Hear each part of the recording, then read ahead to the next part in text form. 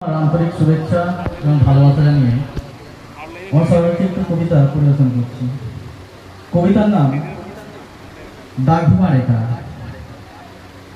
বুনো পাখিগুলো এখনো ফিরল না, রাত ভোর ঘর ছেড়েছিল। তখন বেশ কয়েকটা দূরের চোখ গোটা পৃথিবীকে দেখছিল। আকাশ জুড়ে দুরন্ত রোদ্দুর একটু একটু করে সরে যাচ্ছে মাটির পশ্চিম কোণের দাঘিমা রেখার নিচে।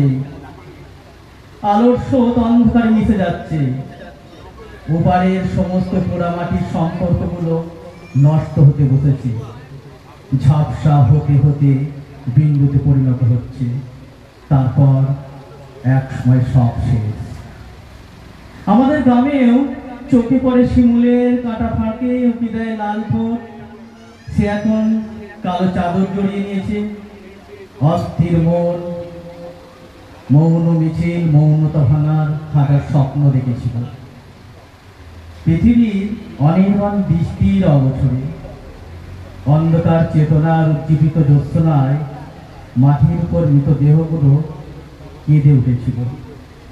ধর্ম নামক কুলাঙ্গারদের কুসংস্কারের বেড়াজালে সেখানে দ্বন্দ্ব ছাড়ে।